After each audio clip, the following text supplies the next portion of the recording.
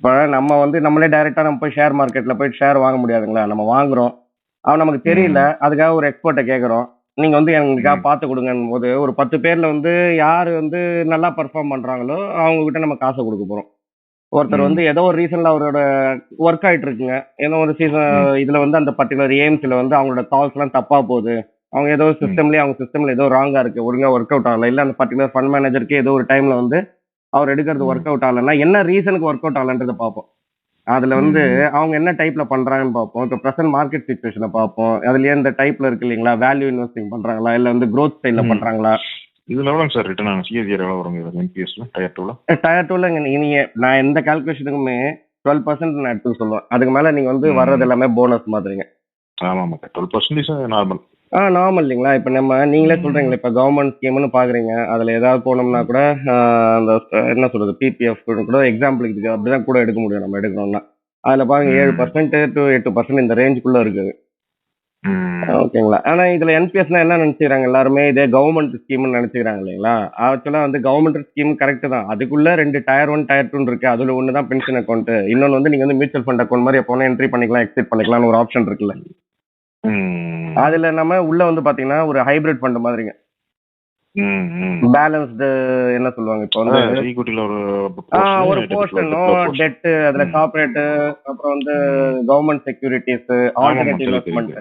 So எல்லாமே வந்து ரேஷியோவா இப்போ வந்து எப்படின்னா ஒரு ஆஸ் அ பிகினருக்கு வந்து இப்போ ஐடியா இல்லாதவங்க, இப்போ நீங்க ஓரளவுக்கு நீங்க ஒரு 2-3 வருஷம் இன்வெஸ்ட்மெண்ட் பண்றதால உங்களுக்கு தெரியுது. இப்போ நிறைய வருஷம் பண்ணிட்டு இருக்கேன். அதுல எல்லாமே இருக்கு. இப்போ நம்ம என்னன்னா இதுல வந்து கரெக்டா போய் நம்ம வந்து பண்ண முடியும்னு பாத்தீங்கன்னா, நீங்க என்னதான் நீ ட்ரேட் பண்ணு, என்ன வேணா பண்ணு, பட் மியூச்சுவல் ஃபண்ட் வந்து ப்ராப்பரா இருக்கும். இல்லைங்க, அதுதான் இந்த மாதிரி இப்ப ஸ்டாக்ஸ்லாம் கூட பண்ணலாம், தப்பு கிடையாது, பண்ணணும், அதுவும் பண்ணணும்.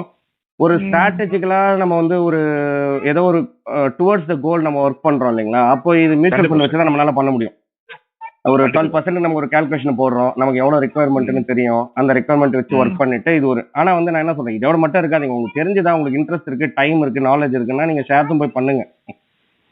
ஆனா என்ன கேட்டீங்கன்னா, அந்த ட்ரேடிங் எல்லாம் பண்றதை விட அதுலயும் ஒரு லாங் டர்ம் ஒரு ஆஸ் அன் இன்வெஸ்டர் திங்க் பண்ணாங்க. அது வந்து இன்வெஸ்டர் தான் பண்ணணும். நம்ம ட்ரேடிங்க்கு நமக்கு வந்து பாத்தீங்கன்னா மார்க்கெட் சிச்சுவேஷன்ல பண்ணி பார்த்துட்டு முடியாது. ஆமா ஆமா. இப்ப ஓரளவுக்கு இப்ப நமக்கே தெரியுது, நமக்கு வந்து இந்த செக்டர்ல நல்லா வரும், இந்த கம்பெனி பத்தி எனக்கு தெரியும் அப்படின்னா தைரியமா கால்ஸ் எடுத்து ஷேர்ஸ் வாங்குறத பத்தி தப்பு இல்லைங்க.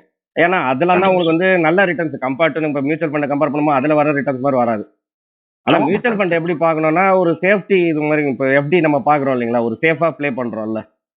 ஸோ அது நம்மளோட கோல்ஸுக்கு ஏற்ற மாதிரி இத்தனை வருஷத்துல நம்ம ஒரு இன்வெஸ்ட்மெண்ட்னு ஒரு ரெகுலரா ஒரு டிசிப்ளினா இன்வெஸ்ட்மெண்ட் பண்ணணும்னா இப்படி போகலாம். இப்படி அதை ஒரு மியூச்சுவல் ஃபண்ட் இது ஒரு பார்ட்டா வச்சுக்கலாம். இதுலயும் ஒண்ணுமே தெரியாம ஸ்டார்டிங்ல இருக்காங்க இல்லைங்களா, அவங்களுக்கு ஒரு எக்ஸ்போஷர். ஏன்னா நிறைய பேரை மீட் பண்றேன் இல்லைங்களா, நம்மளோட ஃப்ரெண்ட் சர்க்கிள் அவங்கள இருக்கவங்களே பாத்தீங்கன்னா எப்படின்னு எனக்கு தெரியலீங்களே, மியூச்சுவல் ஃபண்ட் என்னன்ற மாதிரிலாம் கூட கேட்பாங்க. ஸோ அவங்கள மாதிரி ஆளுங்களுக்கு வந்து நம்ம டயர் 2 ஓப்பன் பண்ணி கொடுத்துறது ஃபர்ஸ்ட் என்பிஎஸோட. அதுல டயர் 2லன்னா அப்போ அவங்களுக்கு தெரியும், ஓஹோ இது வந்து ஒரு 6 மாசம் 1 இயர் யூஸ் பண்ணும்போது அதுல வர ரிட்டர்ன்ஸ் வச்சு அவங்களுக்கு புரிஞ்சுக்க முடியும். நம்ம தப்பு பண்ணிட்டோம், ஒரு எஃப்டில போடுறதுக்கு பதில் அவங்களுக்கு ஒரு நல்ல ஆப்பர்ச்சுனிட்டி இல்லை. இப்போ எஃப்டில இருக்கிறதுல இதை கன்வெர்ட் பண்ணி வச்சிருவாங்க. ஆனா நீங்க அப்படின்னு கிடையாது. இப்போ உங்களை மாதிரி சீசன் இன்வெஸ்டர்ஸ் கூட இது யூஸ் ஆகும். எப்படின்னா இப்போ உங்களுக்கு டவுட் இருக்குல்ல, ஒரு பர்டிகுலர் டைம்ல நம்ம லம்சமா எப்படி பண்ணணும், என்ன பண்ணணும்னு தெரியாம இருப்போம் இல்லைங்களா, அந்த டெம்பரரியா நம்ம வந்து இந்த மாதிரி டயர் 2 அக்கௌண்ட்ல போட்டு வச்சுட்டுங்க, ரைட் டைம்ல இப்ப வந்து மார்க்கெட் சின்ன டவுட். டயர் 2ங்கறீங்க, வாட் இஸ் அதுக்கு எப்படி டயர் 2 வச்சுக்கிறீங்க? ஃபர்ஸ்ட் டயர் 1ங்கிறது வந்து எம்எம் சொல்றீங்க கரெக்ட்டுங்களா? என்னங்க புரியலங்க. நீங்க டயர் 2 நேம் வச்சிருக்கீங்களா, வாட் இஸ் ரீசன்? நான் வைக்கல சார், அது கவர்மெண்ட் தான் வச்சிருக்காங்க பேரு. அவங்க டயர் 1 இப்போ இது என்ன தெரியுங்களா, இப்ப நம்மளோட இன்வெஸ்ட்மெண்ட் எல்லாம் இருக்குல்ல, பேசிக்கா நீங்க ஷேர் பண்றீங்க, மியூச்சுவல் ஃபண்ட்ஸ் எல்லாம் பண்றோம்ல, அது எல்லாமே கம்ஸ் அண்டர் செபி இல்ல இல்ல அதான் சொல்ல வரேன் உங்களுக்கு. ஆஸ் பர் செபி இல்லைங்களா, ரெகுலேட்டர். ரெகுலேட்டர் கேக்குறேன், securities and exchange board of India. இப்ப நம்ம பேங்கிங் பண்றோம், அது ஆர்பிஐ கண்ட்ரோல்ல வருது இல்லைங்களா. இதே வந்து இப்ப என்பிஎஸ் இருக்கு இல்லைங்களா, நேஷனல் பென்ஷன் சிஸ்டம் வந்து இதோட ரெகுலேட்டர் வந்து PFRDA, pension fund regulatory development authority of India. Pension fund அவங்க வந்து செபி கிடையாது, அத சொல்ல வரேன், தனி. ஆனா வந்து சேம் அவங்களோட ஆபரேஷன்ஸ், ஒர்க் பண்றது ஸ்டைல், எல்லா மெத்தடாலஜி எல்லாமே சேம்ங்க. மியூச்சுவல் ஃபண்ட் தான். என்ன பண்றாங்கன்னா வெறும் ரெகுலேட்டர் தான் டிஃபரெண்ட். அந்த ரெகுலேட்டர் வந்து என்ன பண்ணாங்கன்னா, அந்த பென்ஷன் ஃபண்ட்னு வச்சோம்னா நிறைய பேருக்கு வந்து ஒன்லி ஃபார் பென்ஷன் பர்பஸ் வரக்கூடாது, அவங்களுக்கு ஒரு ஏதாவது ஒரு பெனிஃபிட் இருக்கணும், ஒரு அடிஷனல் இன்சென்டிவ் மாதிரி ஏதாவது இருந்ததுன்னா ஒரு அட்ராக்ட் பண்றதுக்கு பப்ளிக். அவங்க என்ன சொல்லியிருக்காங்க, நாங்க வந்து உங்களுக்கு டயர் 2 கொடுக்குறோம். அதுக்கு பேர் வச்சுட்டாங்க டயர் 1 டயர் 2. டயர் 1ன்றது பென்ஷன் அக்கௌண்ட்டுங்க. ஆமாங்க ஆமாங்க. ஸோ அது வந்து 6 இயர்ஸ்க்கு லாக் இன் மாதிரிங்க. அதுக்கும் வந்து அதுலயும் பெனிஃபிட்ஸ்லாம் இருக்கு. ஓகேங்களா? அதெல்லாம் நம்ம வீடியோஸ்லயே நம்ம 2 3 வீடியோஸ் அந்த என்பிஎஸ் டுவர்ட்ஸ் நீங்க பாத்தீங்கன்னாவே தெரியும். அப்போ என்ன ஆகுது, உங்களுக்கு என்பிஎஸ் 2 ஓட பெனிஃபிட் சொல்றேன். என்பிஎஸ் 2 மட்டும் டைரக்டா ஓபன் பண்ணலாமா, அந்த டயர் 2 மட்டும் ஓபன் பண்ணலாமா, ஓபன் பண்ண முடியாது. டயர் 2 தான், நான் பேர் தான் டயர் 2, அதுதான் மியூச்சுவல் ஃபண்ட் அக்கௌண்ட். மியூச்சுவல் ஃபண்டோட பெஸ்ட் என்னன்னா, நல்ல ஒரு ரிட்டர்ன், நல்ல ஒரு ஹைபிரிட் கேட்டகரி, ஒரு 12% மினிமம் ரிட்டர்ன்ஸ் நம்ம பார்க்கலாம் அதுல.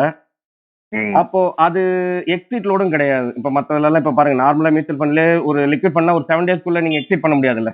எடுத்தீங்கன்னா அதுக்கு ஒரு சார்ஜஸ் பிடிப்பாங்க. இப்ப நம்ம இதுல ஒரு லம்சமா போட்டுட்டு, எனக்கு ஒரு நாளைக்கு வந்து ஒரு இன்னைக்கு நான் போட்டேன், நாளைக்கு மறுநாள் எனக்கு ஒரு 5000 ரூபாய் 10,000 ரூபாய் தேவைன்னா நம்ம அதுல இருந்து வித்ட்ரா பண்ணிக்க முடியும். மீதி இருக்கிறது ஆல்ரெடி இன்வெஸ்டடுங்க, அது க்ரோ ஆக போகுது.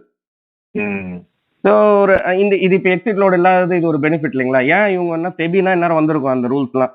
இதுவே அந்த பிஎஃப்ஆர்டிஏனால இந்த பென்ஷன் ஃபண்ட் ரெகுலேட்டர், அந்த தனி ரெகுலேட்டர்னால அவங்க அந்த மாதிரிலாம் வைக்கல. அதுவும் இல்லாம நம்ம தனியாக அதை மட்டும் ஓப்பன் பண்ணிக்க முடியுமானா கிடையாது. ஏன்னா அது ஒரு ஆடட் அட்வான்டேஜ். நீங்க அதுக்காக எந்த எக்ஸ்ட்ரா காஸ்ட்டும் கொடுக்கல. நீங்க வந்து டயர் 1 ஓப்பன் பண்ணீங்கன்னா போதும். ஆக்சுவலா என்னங்கன்னா, இது வந்து நிறைய பேருக்கு கிளாரிட்டி கிடையாது இந்த டாபிக். அதனால தான் இந்த ஒரு டாபிக் எடுத்து ஒரு 3-4 வீடியோ வந்து பாத்தீங்கன்னா இந்த என்பிஎஸ் தான் இருக்கும். இதோட நம்ம இந்த வீடியோட எண்டுக்கு வந்தாச்சு. உங்களுக்கு இந்த வீடியோ பிடிச்சிருக்கோன்னு நம்புகிறேன். இந்த வீடியோ பிடிச்சிருந்தா லைக் பட்டனை ப்ரெஸ் பண்ணுங்கள். அது எனக்கு வந்து இன்னும் நிறைய வீடியோஸ் போடுறதுக்கு மோட்டிவேஷனாக இருக்கும். உங்களோட ஒப்பீனியனை வந்து கமெண்ட் செக்ஷனில் போடுங்க. மியூச்சுவல் ஃபண்ட்ஸில் இன்ட்ரெஸ்ட்டாக இருக்கிற உங்களோட ஃபேமிலி மெம்பர்ஸ், ஃப்ரெண்ட்ஸுக்கெலாம் வீடியோவை ஷேர் பண்ணுங்கள். அடுத்தது இன்னொரு இன்ட்ரெஸ்டிங்கான வீடியோவில் பார்க்குறேன். தேங்க்யூ ஃபார் வாட்சிங். Happy investing.